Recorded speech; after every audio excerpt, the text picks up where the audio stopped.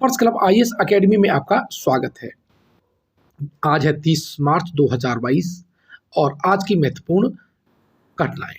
उत्तर प्रदेश की वर्तमान राज्यपाल का नाम बताइए। विजय रूपाणी, आनंदीबेन पटेल, बजू भाई वाला और भूपेंद्र पटेल। इसका जो राइट आंसर है वो है बी ऑप्शन। क्या है? आनंदीबेन पटेल। आनंदीबेन पटेल है, इनका संबंध आपका गुजरात से है। कहाँ से है? गुजरात से है। अगला पॉइंट देखते हैं। क्वेश्चन नंबर 2, निर्यात तैयारी सूचकांक ईपीआई 2021 में किस राज्य ने शीर्ष स्थान हासिल किया है? गुजरात, महाराष्ट्र, कर्नाटक और तमिलनाडु। इसका जो राइट आंसर है वो आपका क्या है? गुजरात है। यानी जो एक्सपोर्ट जो प्रीपेयर्डनेस इंडेक्स 2021 की हम बात कर रहे हैं, इसमें गुजरात का पहला स्थान आया है। और ये जो इंडेक्स है वो आपका नीति आयोग जारी करता है। अब इससे संबंधित और क्या प्रश्न पूछे जा सकते हैं वो हम देख लेते हैं। निर्यात तत्परता सूचकांक यानी export प्रीपेयर्डनेस index EPI 2021 NITI Aayog द्वारा ये जारी किया जाता है और इसमें गुजरात का पहला स्थान है। अब बात करें अन्य राज्यों की तो महाराष्ट्र, कर्नाटक, तमिलनाडु। यानी जो महाराष्ट्र है वो दूसरे नंबर पर है और जो कर्नाटक है वो तीसरे नंबर पर है और तमिलनाडु आपके चौथे नंबर पर है। अब देखिए इस जो सूचकांक में कितना है? 4 स्तंभ होते हैं, 11 उप स्तंभ हैं और 60 संकेतकों का शामिल किया गया है। और इसके जो 4 स्तंभ है, यहां से प्रश्न पूछ सकता है आपसे कि 4 स्तंभ इसके कौन कौन से हैं?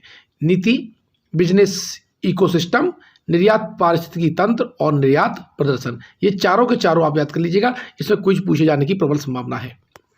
अगला है जैसे नीति आयोग से संबंधित है कि नीति आयोग के बारे में हम देख लेते हैं कि नीति आयोग है ये कब बना था। नीति आयोग 1 जनवरी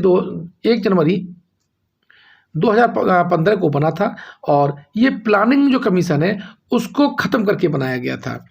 इसका जो हेडक्वार्टर है वो न्यू दिल्ली में है। एनुअल जो बजट है वो 339.65 करोड़ रुपए है।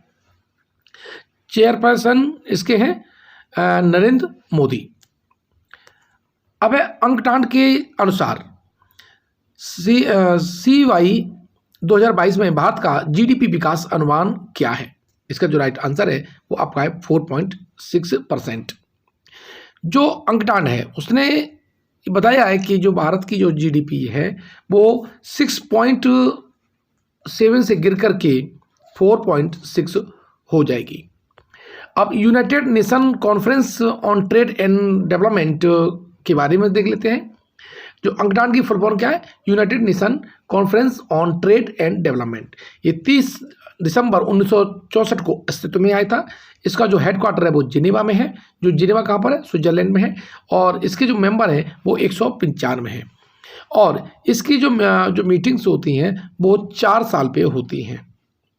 अब यहाँ से प्रश्न और बनता है कि इसकी जो पहली मीटिंग कहाँ हुई है? तो जो पहली मीटिंग जो हुई है वो आपकी जिनेवा में हुई थी 1964 में, 23 मार्च से लेकर के 16 जून 1964 को है। अब जो 15वीं जो मीटिंग हुई थी वो आपकी जो ब्रिज टाउन है जो बाराबडोस में है और ये 3 से 8 अक्टूबर 2021 को हुई थी। अब ये जो अंकटांड है वो कुछ रिपोर्ट जारी करता है जो कि पीसीएस और समीक्षा अधिकारी है में या जो वनडे एग्जाम है वहाँ पर ये पूछा जा सकता है। बहुत इंपॉर्टेंट भी है। कौन कौन सी? सबसे पहले the trade and development report, the trade and environment review, the world investment report, ये कई बार पूछी गई है। The economic development in Africa report, the least developed countries report, अंकटांड स्टैटिस्टिक्स। और देखिए सबसे इंपॉर्टेंट जो है वो डिजिटल इकोनॉमी रिपोर्ट। ये एक्चुअली में कभी कभी द इंफॉर्मेशन इकोनॉमी रिपोर्ट भी इसे कहा जाता है। The review of maritime transport, the international accounting and reporting issue annual review और अंतिम है the technology and innovation report. ठीक है, ये जो रिपोर्ट है वो अंकटांड संगठन के द्वारा जारी की जाती है। अब देखते हैं रिजर्व बैंक इनोवेशन हब कहाँ पर स्थित है? कोचिन, लखनऊ, कानपुर और बेंगलोर। ये कहाँ बनाया गया है? ये बेंगलोर में बनाया गया है। अब इससे संबंधित महत्वपूर्ण तथ्य देख लेते हैं। जो रिजर्व बैंक जो इनोवेशन हब है ये कंपनी अधिनियम 2013 की जो धारा 8 के तहत ये स्थापित किया गया है और इसकी जो आरंभिक पूंजी है वो 100 करोड़ रुपए है। यह आरबीआई की पूर्ण स्वामित्व वाली सहायक कंपनी है। अगला प्रश्न देखते हैं, कौन डेटा और analytic firm and Bradstreet के अंतर्राष्ट्रीय रणनीतिक सलाहकार बोर्ड में शामिल हुए हैं? रजनीश कुमार, रवीश कुमार, अरुंधति भट्टाचार्य और अश्विनी भाटिया।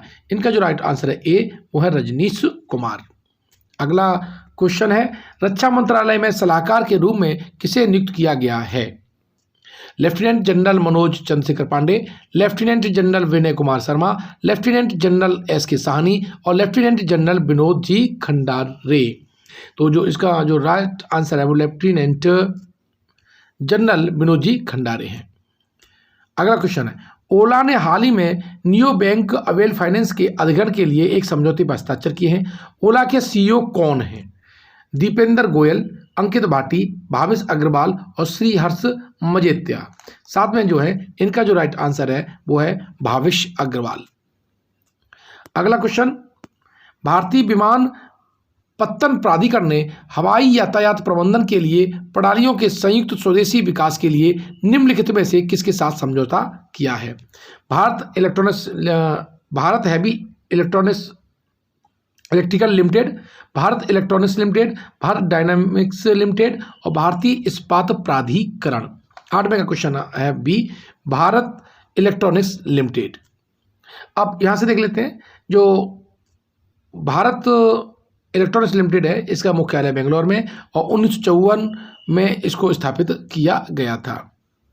इसका जो भारत जो इलेक्ट्रॉनिक्स लिमिटेड है वो भारत सरकार के रक्षा मंत्रालय के अधीन एक सैन्य नागरिक उपकरण और संयंत्र निर्माणी एक कंपनी है। भारत सरकार द्वारा 1954 में इसे स्थापित किया गया था और यह रक्षा मंत्रालय के अधीन कार्य करती है।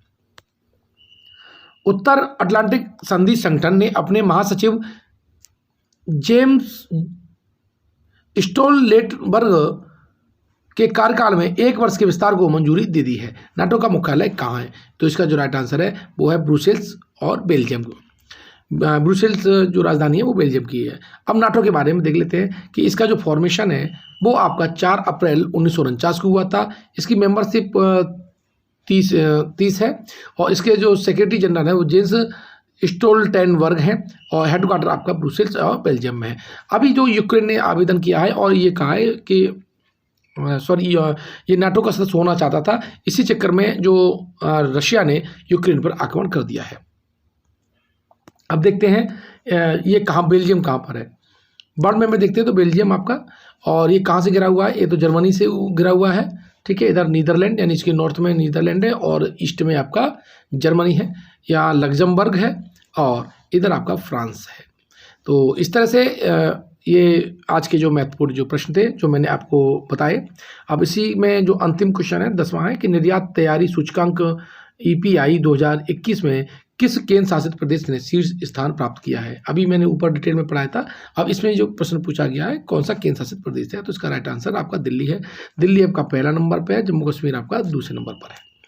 अब देखिए, अगर आप हमारे ये सारे वीडियो, आपके जो लेक्चर्स हैं, सुपर टेट हो चाहे PCS हो, आपको हमारे प्ले स्टोर पर जो टॉपर्स क्लब IAS अकेडमी है वहाँ पर ये मात्र 250 रुपये में उपलब्ध है। देखिए, आप इसके लिए क्या करना है, आपको प्ले स्टोर पे जाना है और प्ले स्टोर पे जाने के बाद टॉपर्स क्लब IAS अकेडमी पे जाना है। वहाँ पर आपको एक स्टोर का ऑप्शन दिखाई देगा। इस स्टोर के ऑप्शन के बाद हमारा ये जो कोर्स है मात्र आपको 250 रुपये में, यानी सुपर टेट का जो कोर्स है मात्र आपको 250 रुपये में मिल जाएगा। ये 1 अप्रैल से लेकर के 14 अप्रैल तक के लिए आपका ऑफर है। तो जो छात्र सुपर टेट की तैयारी करना चाहते हैं या उनके घर में कोई करना चाहता है या उनके फ्रेंड में है तो आप उनको बता सकते हैं। अगर आप हमारे चैनल पर पहली बार आए हैं तो चैनल को सब्सक्राइब कीजिए, अपने दोस्तों को ये वीडियो शेयर कीजिए और कोई इस वीडियो में पॉइंट आपके समझ में नहीं आया है तो मुझे कमेंट बॉक्स में लिखिए। धन्यवाद।